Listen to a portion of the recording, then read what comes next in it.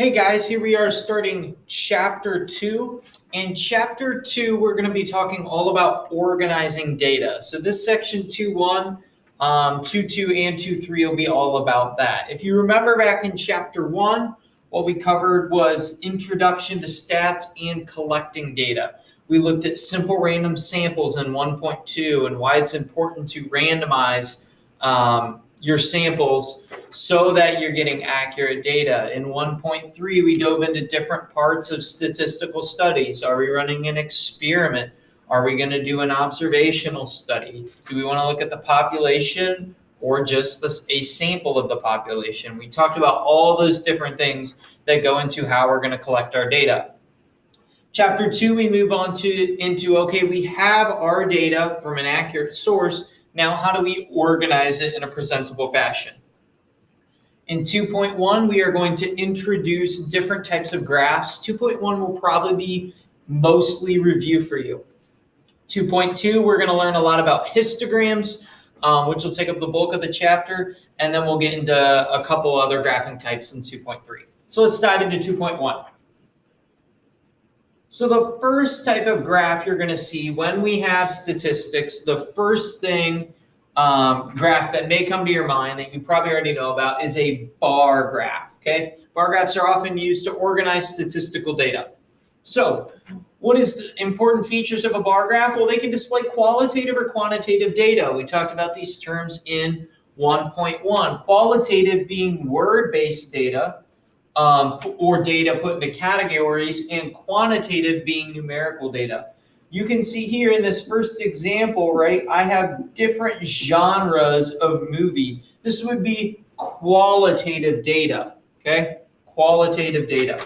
As opposed to my other graph here, where largely this is quantitative data, right? The internet use at Redwood Secondary School and the number of students who are using the internet over time would be quantitative data. Okay? In a bar graph, you don't see any picture here, but not only can the bars be vertical, but they also can be horizontal. I'm sure you have seen those before. They're going to be uniform in space and width. What do we mean by that? It means that this bar will be the same width as this. Again, common features of a bar graph. You can also see here we have our a key, and we'll talk about this specific type of bar graph in a second, but we have keys in our graphs. We're going to have titles, both for the general information of our graph and for each axis. Finally, you can see with our bar graphs, the lengths of the bars, what do they represent? So we have our different categories on the bottom. The lengths of the bars, or the y-axis, could be three different things. It could be a frequency, such as we see here, a number of students, a number of people. That is a frequency, or how often something is occurring. You also could see an amount here. You know, instead of talking about the amount of students using the internet, we could talk about the average physical usage of or time spent on the internet by males and females comparatively, and we could list time. We could also see percentages on the y-axis of bar graphs. So these are bar graphs. I'm sure you've seen these before. If you would like a more in-depth analysis of it, please go ahead and read 2.1 in your book, but in the interest of time and the fact that you've seen these before, we will be moving on. And we are going to start by talking about cluster graphs. Now, what is a cluster graph? Well, a cluster graph is a specific type of bar graph where things are clustered together. It adds a layer of comparison. It will add a layer of comparison we are able to use in our bar graphs. So you can see it in the example above with boys and girls. That one is a little harder to see.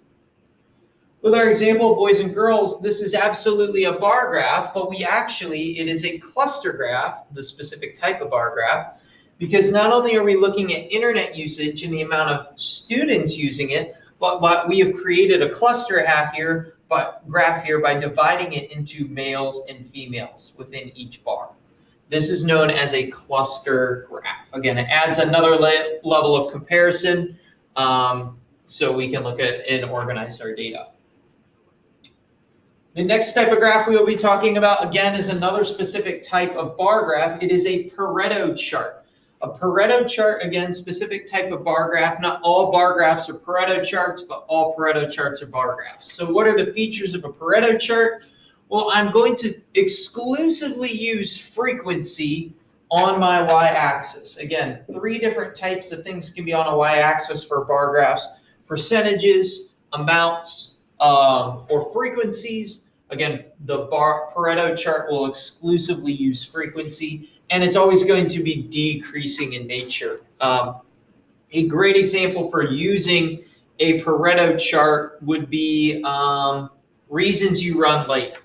So let's say, I look at throughout my college career here on the left, I have all the times I ran late going up the vertical axis. And then on the horizontal axis, I would have the different excuses. So maybe the top one is waking up late. Maybe the second one is taking too long of a shower, and so on and so forth. So that's what you could imagine using a Pareto chart for. Then we have the infamous circle graph. Again, you guys have seen plenty of these. This is when you want to divide a total into parts. If I looked at in, Hancock County, all the different presidential candidates that people vote for, I could take that and break it into a circle graph. So President Trump got 40% of the votes. Joe Biden got 30% of the votes. Independent candidate got 10% of the votes. This is when you'd want to take a whole grouping, so in this case, all the voters, and divide up who they voted for, breaking something into parts. That's what we'll use circle graphs for. Finally, we have a time plot. A time plot, your x-axis is always going to go in a chronological order. You are going to have dots placed on the graph, and they will be connected with line segments. So what you're going to look at, a good example you could use is, let's say every single day you go to run. You run for a half hour every day, and you see how far you can run in that half hour. And then you track it over time. So day 1, you run a mile. Day 2, you run 2 miles. By day 7, maybe you're up to 2.25 miles, and so on and so forth. If we look at this time series plot of rackets, let's say I'm a sporting goods store and I sell tennis rackets, and I could look at from winter into summer the amount of tennis rackets I am selling. So that 60-day period, as you can see, would be a good example of a time plot. Okay, so you might be sitting here going, okay, Mr. Carter, I know all this different stuff. I know all about time plots, Pareto charts, bar graphs, circle graphs, all that good stuff. What do I need to know? What do I need to walk away with? Well, the reason you need to know the features and you want to know this for your homework is because we want to be able to create these things. And we can't effectively create graphs unless we know the features of them. So what I want you to do here, just to test yourself so you know the features of the graphs, I want you to go ahead and match the different definitions on my left, or the different types of graphs on my left with the definitions on the right. Okay, pause the video and try that. All right, now that you've done it, let's do it together and check your answers. The time plot should be fairly obvious. The data is changing over time. So if we have data that changes over time, we've collected our data, changes over time, we will probably want to plot it and organize it on a time plot.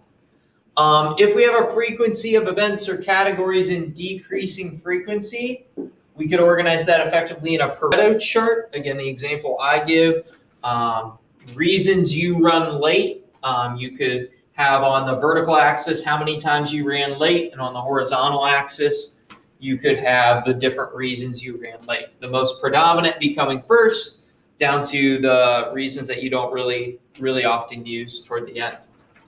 A bar graph is going to be used for quantitative or qualitative data. The bar graph is kind of the jack of all trades. Again, we learned about 2 different types. We talked about cluster graphs, which is a type of bar graph that has the added layer of comparison, and of course the Pareto chart, which is in decreasing fashion. In 2.2, you will learn about histograms, again, another specific type of bar graph. Finally, the circle graph, and that is when we want to break a total into several categories. Again, the example I would give is if we want to look at all the different candidates that people in Hancock County vote for, the total number would be the number of votes, and then the parts would be so-and-so got this many, so-and-so got this many, and so on and so forth. Again, probably review. Hopefully that gets your brain going with graphs again. If anything doesn't make sense, you have questions, you can consult me, or if you want a more in-depth look at these different types of graphs, feel free to look in your book. That's 2.1.